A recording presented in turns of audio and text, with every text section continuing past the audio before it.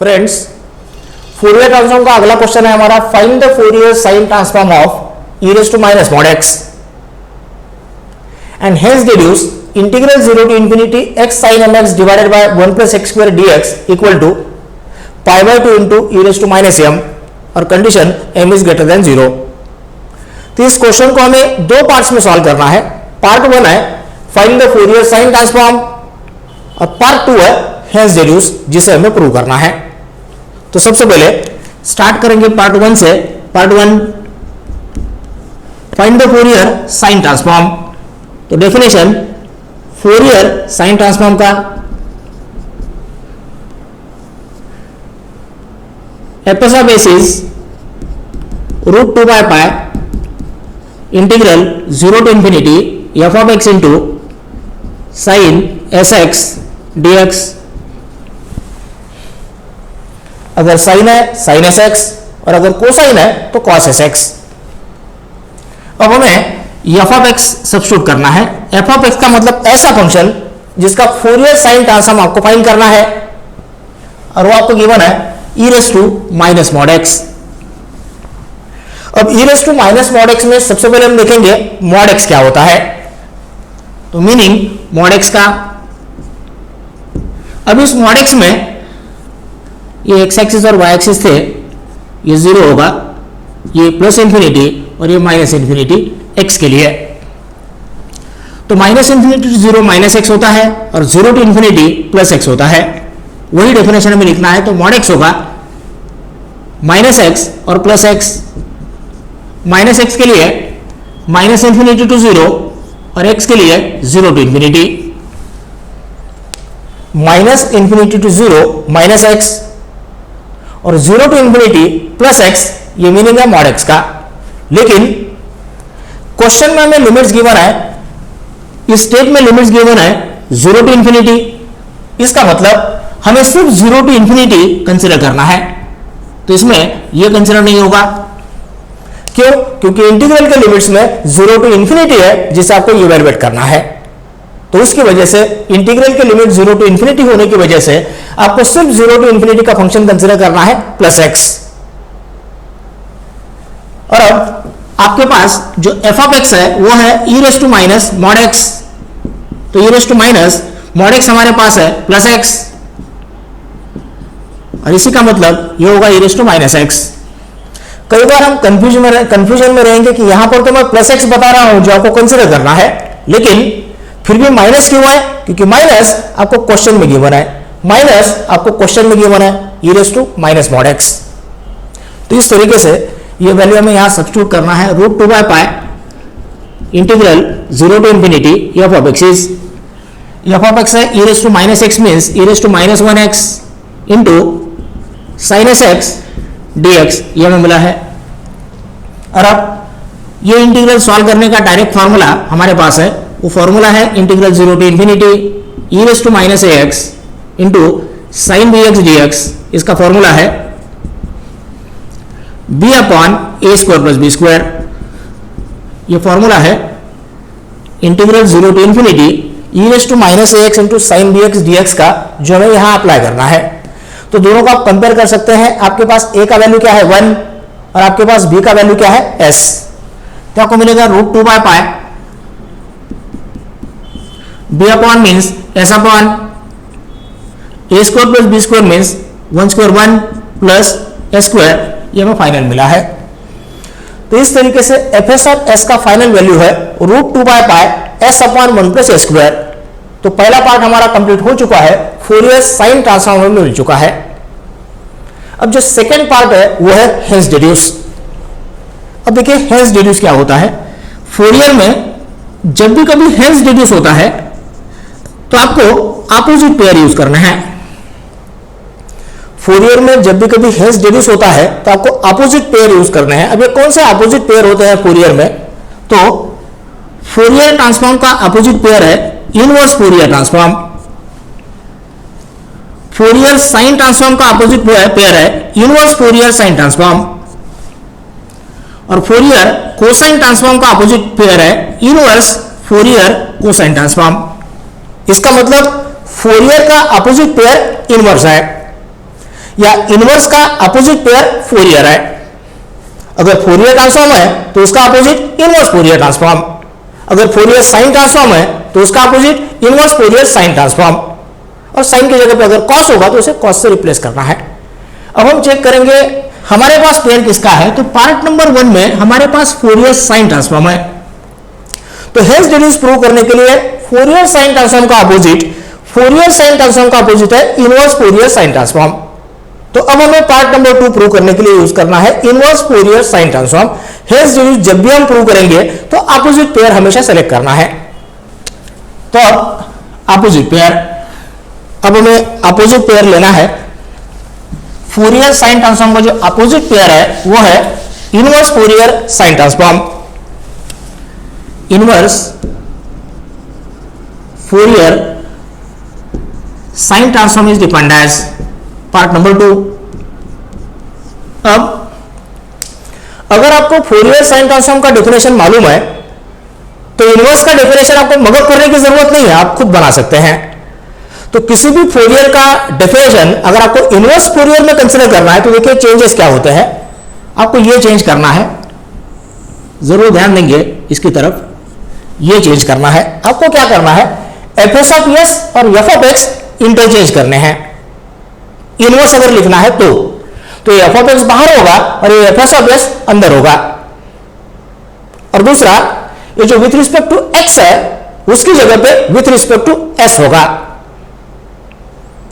किसी भी फोरियर के फॉर्मूले को अगर आपको इनवर्स में कन्वर्ट करना है तो दो ही चेंजेस है, एक एफ ऑफ एक्स और बाहर वाला जो भी टर्म है उन दोनों को आपको इंटरचेंज करना है, और दूसरा विथ रिस्पेक्ट टू एक्स की जगह पे विथ रिस्पेक्ट टू एस लिखना है। तो देखिए inverse Fourier sine transform part number 1 का डेफिनेशन देखते हुए हम लिखेंगे f of x equal to √2 integral 0 to infinity, अंदर होगा f s of s into sine S x, और अब यहां dx नहीं होगा, ये होगा ds।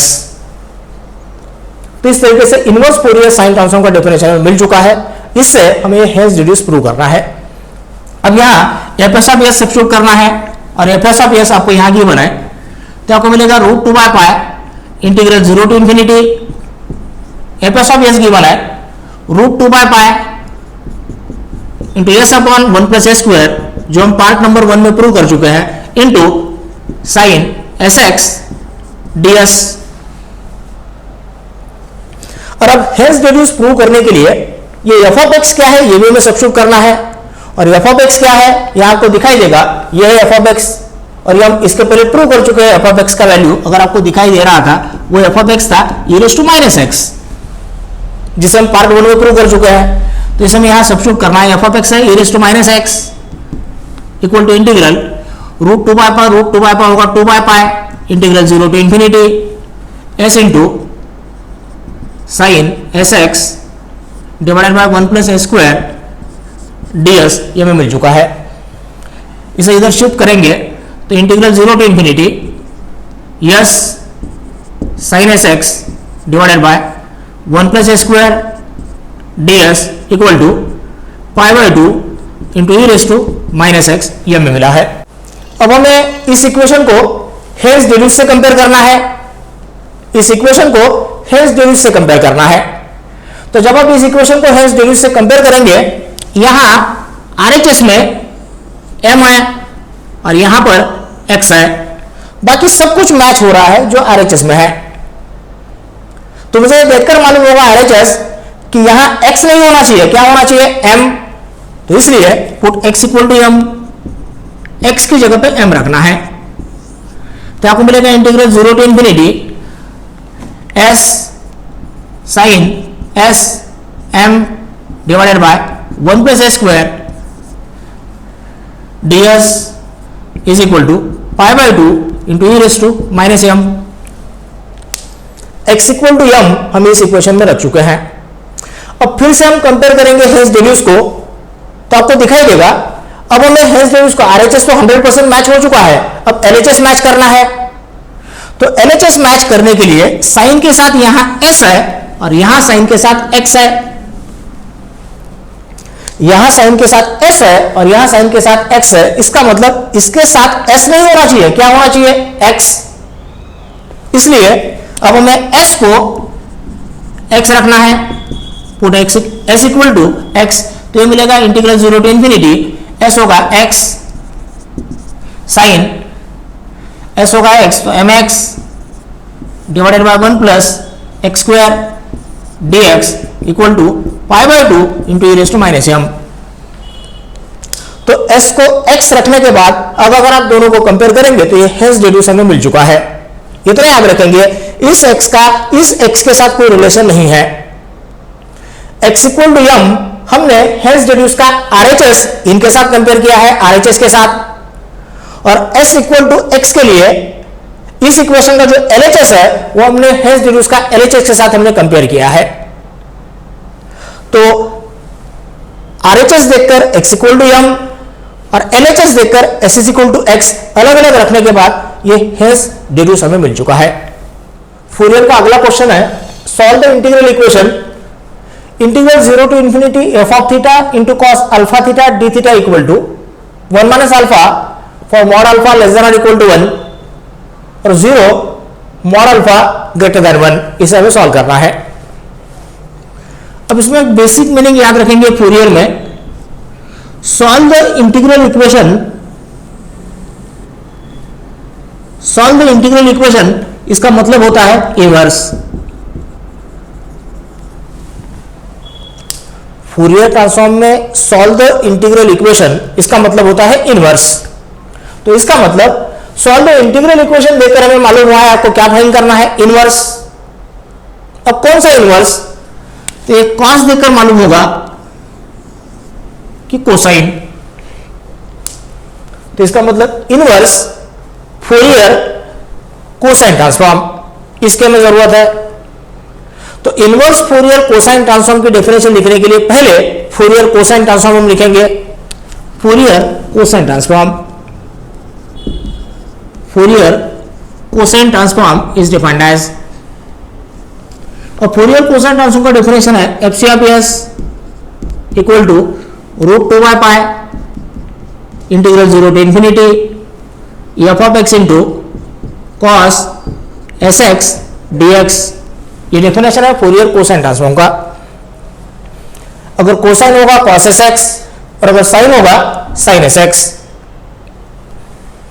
अभी भी मैंने आपको बताया था किसी भी फूरियर का अगर इनवर्स बनाना है तो इन दोनों को इंटरचेंज करना है।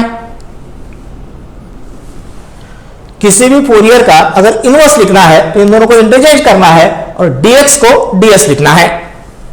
तो अब inverse Fourier cosine transform is defined as,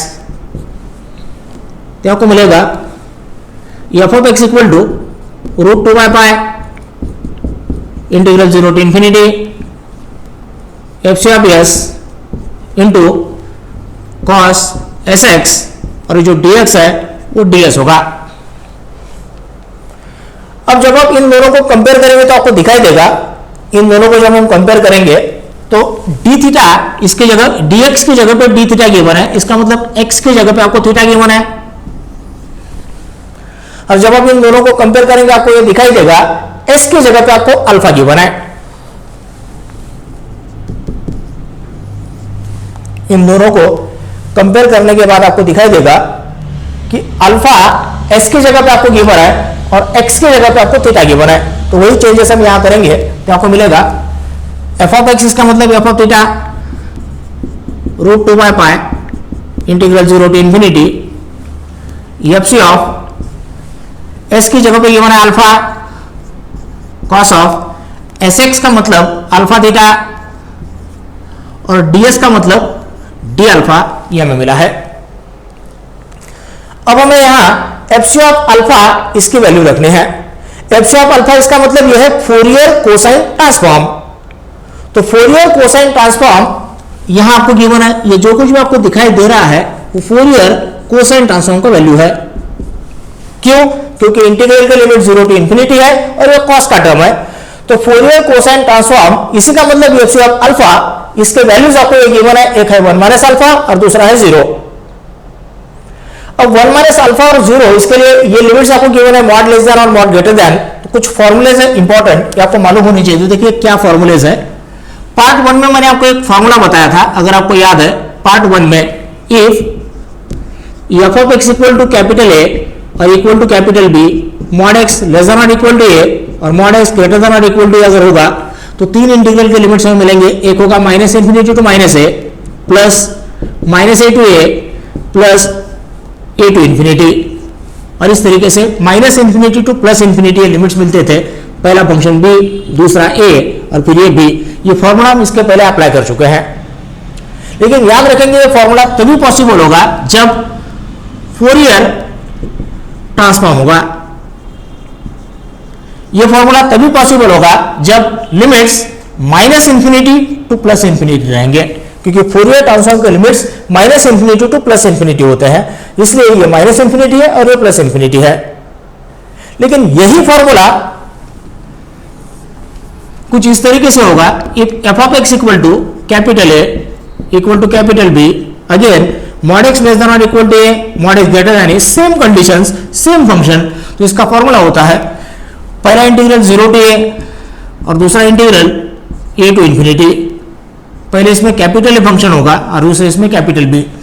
तो देखिए इन दोनों में चेंज क्या है, एफ ऑफ एक्स का फंक्शन और कंडीशन इन दोनों में सेम है, लेकिन ये फॉर्मूला कब होगा, जब वो फोरियर ट्रांसफॉर्म होगा जिसके लिमिट्स होते हैं minus infinity two plus infinity.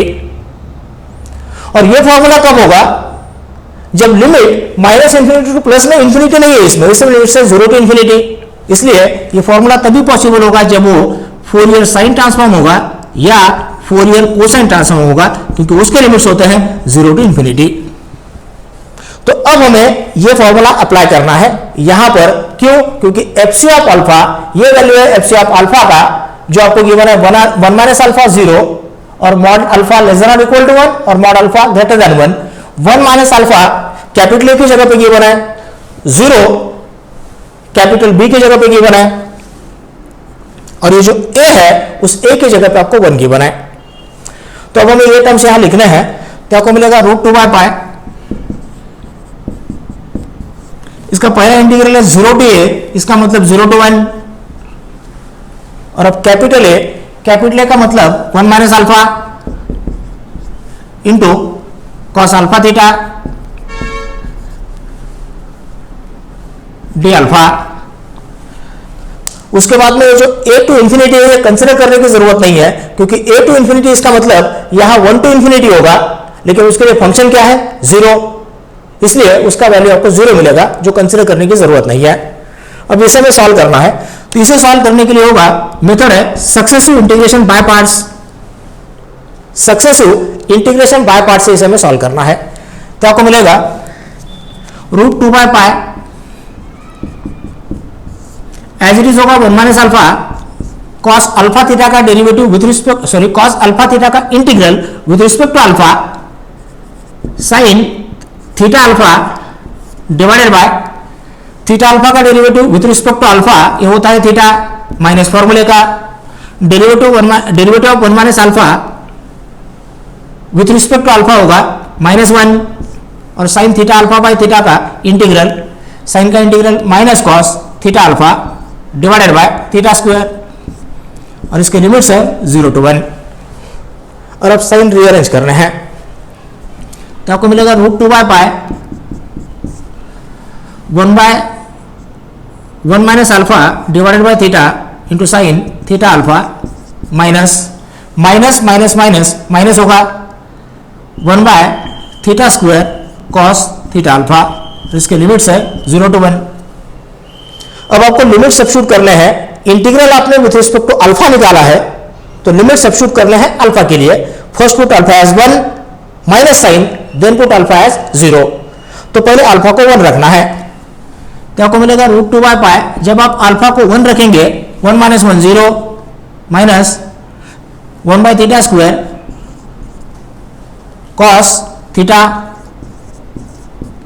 Minus, जब आप अल्फा को 0 रखेंगे sine 0 0 minus 1 by theta square cos 0 1, और अब इसे रीअरेंज करेंगे √2/π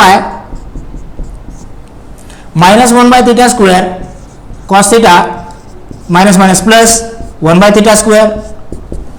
इसी का मतलब √2/π 1/θ², कॉमन लेंगे 1/θ², तो ब्रैकेट में होगा 1 - cos थीटा। तो इस तरीके से √2/π 1/θ², 1 - cos थीटा, ये वैल्यू हमें मिला है f ऑफ थीटा का। इसी का मतलब सॉल्व द इंटीग्रल इक्वेशन, इसी का मतलब इनवर्स का। और ये इनवर्स है कौन सा? इनवर्स फोरियर कोसाइन ट्रांसफॉर्म, जो हमें इस कॉस से पता चल चुका है।